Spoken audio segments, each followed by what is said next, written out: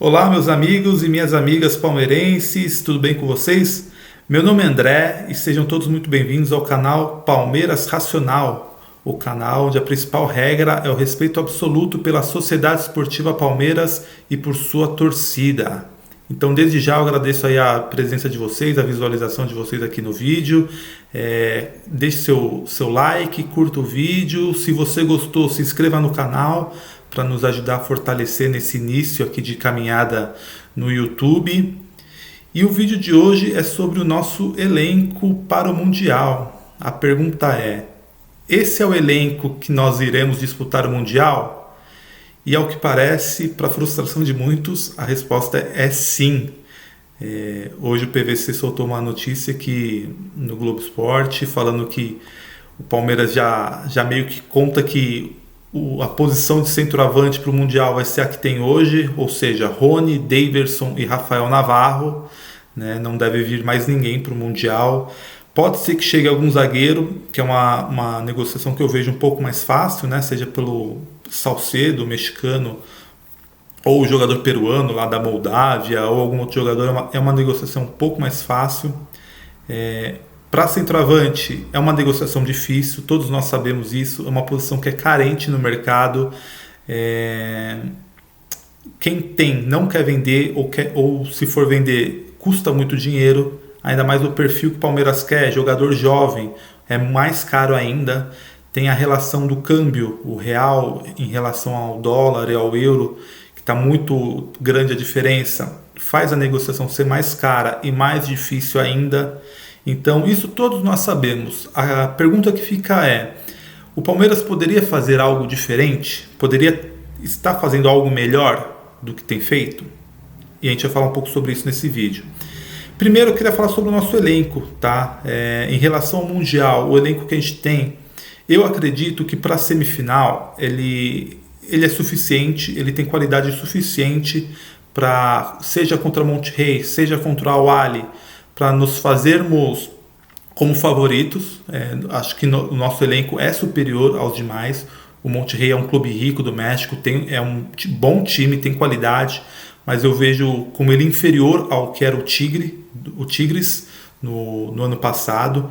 E eu vejo o Palmeiras também superior ao que era o Palmeiras antes. Então eu vejo o Palmeiras com capacidade suficiente contra o Monterrey ou o Al-Ahly para a semifinal. A questão contra o Chelsea, uma eventual final, depender de Rony, Daverson ou Rafael Navarro na posição de centroavante contra o Chelsea, é algo que nos deixa um pouco aflitos, né? Porque o Mundial, querendo ou não, é um sonho nosso. Mas o que eu quero dizer aqui é que se tivesse o Tati Castediano, se tivesse o Yuri Alberto, nós continuaríamos sendo azarões contra o Chelsea, né? Não vai chegar um centroavante de peso a ponto de transformar essa realidade, né? O Yuri Alberto, esses jogadores não são desse nível, entendeu? Então, eu acho que para o Mundial, o interessante seria a gente ter esse centroavante melhor, esse centroavante mais qualificado, para aumentar as nossas chances, né? Se com esse centroavante de peso, as chances já seriam pequenas, sem eles são menores ainda, né? Então, quanto melhor o time, mais chance de ganhar. Mas eu não acredito ser impossível ganhar do Chelsea. Eu acho que é bem possível. O Chelsea é muito forte, é um time que se reforçou em relação ao ano passado, quando ganhou a Champions. É diferente do Chelsea de 2012, lá do Mundial do Corinthians, que ele ganhou a Champions meio que na sorte, e no Mundial já estava meio fraco, já tinha voltado à realidade, né? Já estava meio capenga. Nesse ano não, o Chelsea ele tá mais forte, tem o Lukaku, né? Só o Lukaku o Chelsea trouxe de reforço em relação ao time que ganhou a Champions.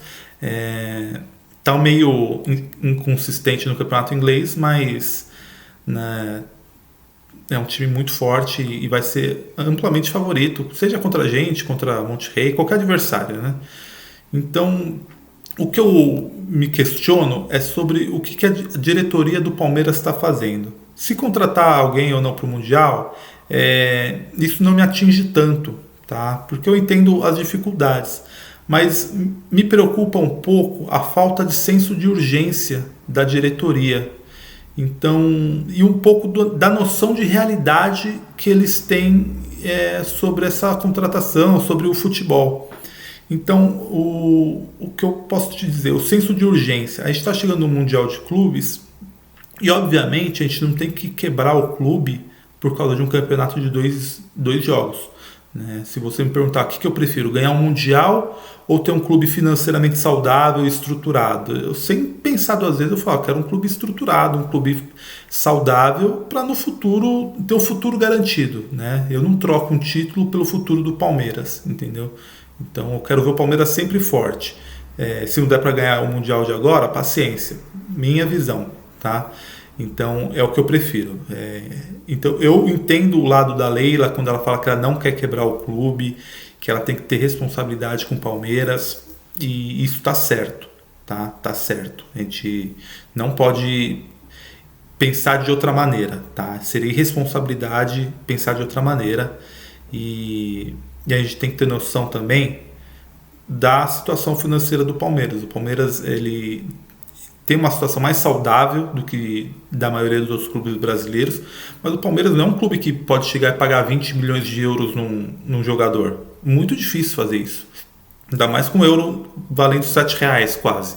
Então a gente vai ver, eu peguei aqui o valor que o Flamengo pagou no Gabigol, 18 milhões de euros. O valor que o Flamengo pagou no Pedro, 14 milhões de euros. É o preço desses jogadores, não tem jeito. Se o Palmeiras quiser contratar o Tati Castellanos, vai ser por aí também. Só que tem que negociar, tem que ver o que vai acontecer, se vai conseguir vender para a Europa, se não vai, e tudo mais. Então esse é o preço de um centroavante de peso. Né? A gente não tem como a gente brigar com a realidade, com o mercado. O mercado dita os valores, tá certo? O que a gente tem que ter é responsabilidade.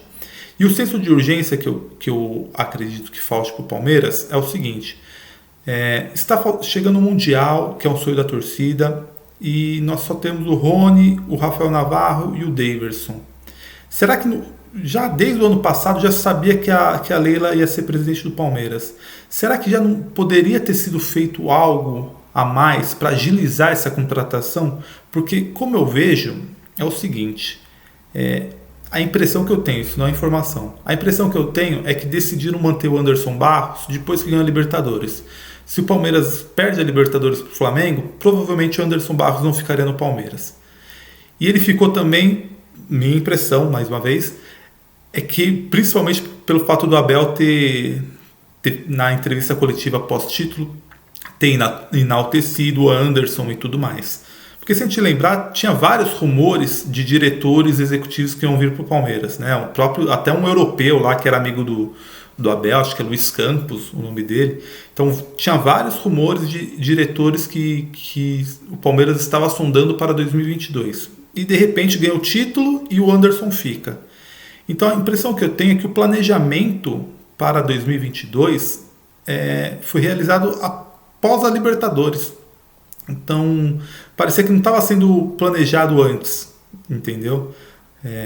E já se sabia que a Leila ia ser presidente. Então o Palmeiras já podia ter encaminhado algumas situações de contratações, de diretor, se ia ficar, se ia sair. Não é porque ganhou um título ou perdeu que tem que ficar. Foi por um detalhe que o Palmeiras ganhou. Poderia ter perdido também, sem tirar os méritos, obviamente, mas o jogo foi muito no detalhe, entendeu? Poderia ter ido para o Flamengo, né? Mas por nossa sorte, graças a Deus, o Palmeiras ganhou.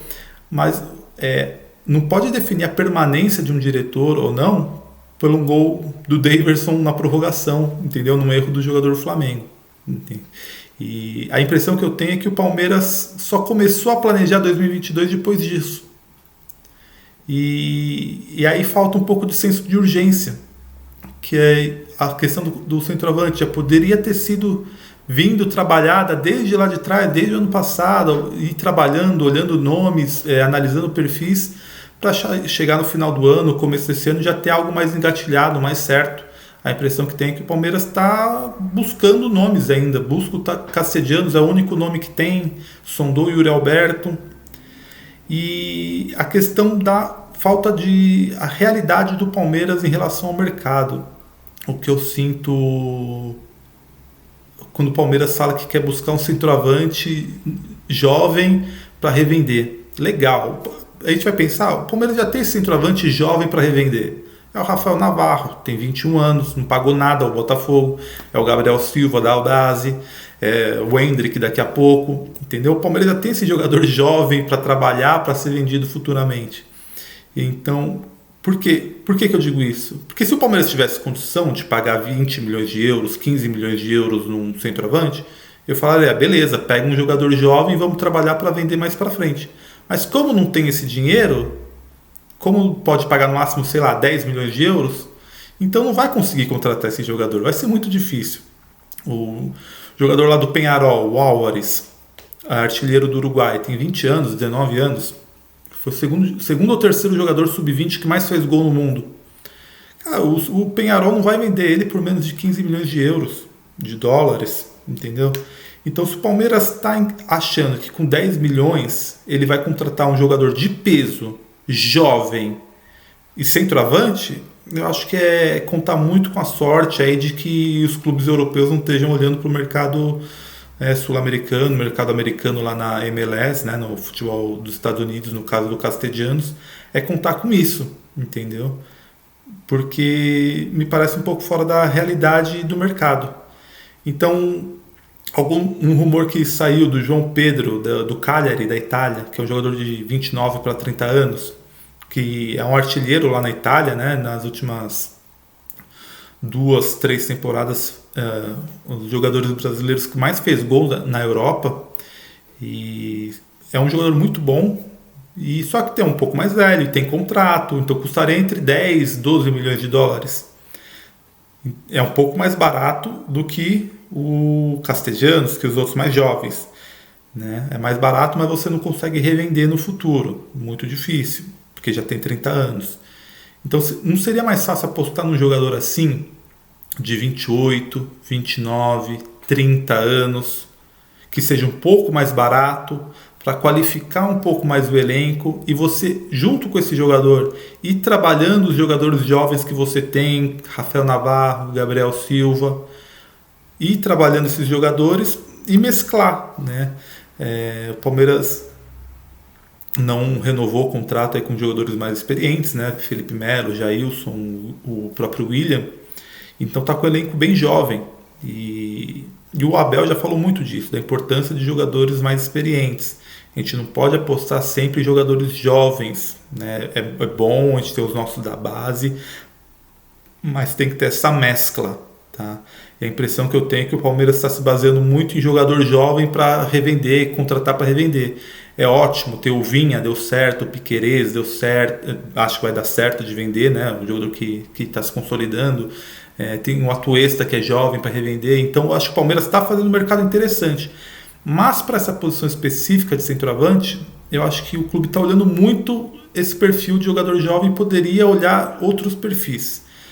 Antes que falem Diego Costa, eu não traria Diego Costa, tá? É um jogador muito caro, é um jogador que já tem acho que 33 anos, cheio de histórico de lesões, entendeu? Então eu não gosto.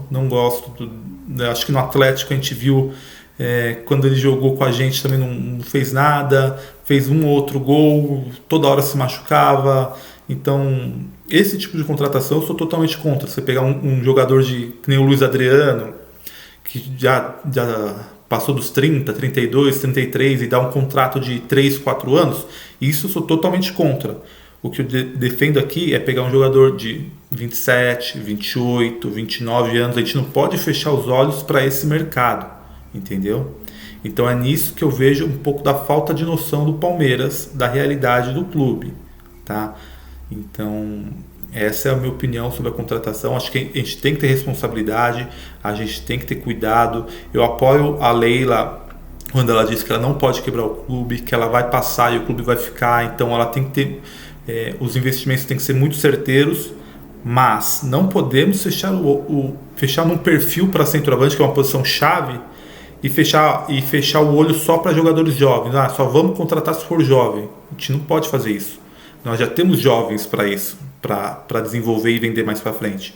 O titular pode ser um jogador um pouco mais velho, um pouco mais experiente, num contrato compatível, num contrato que não seja uma loucura, mas que seja um investimento firme para um jogador que você sabe que vai render, né? Por exemplo, o João Pedro que eu falei da Itália. A gente sabe que o cara fez muitos gols na Itália. Aqui no Brasil, certamente ele faria também. Então, essa é a minha opinião, tá certo? É isso aí então, pessoal. Eu espero que vocês tenham gostado do vídeo. Deixe seu like, deixe seu comentário o que você acha sobre o assunto, sobre esse mercado de transferência do Palmeiras, se a gente está agindo certo ou não. Se inscreva no canal, ativa a notificação, o sininho aí para receber e fortaleça o nosso trabalho aí, se puder divulgar aí para os seus amigos palmeirenses, beleza? Um forte abraço a todos e avante palestra!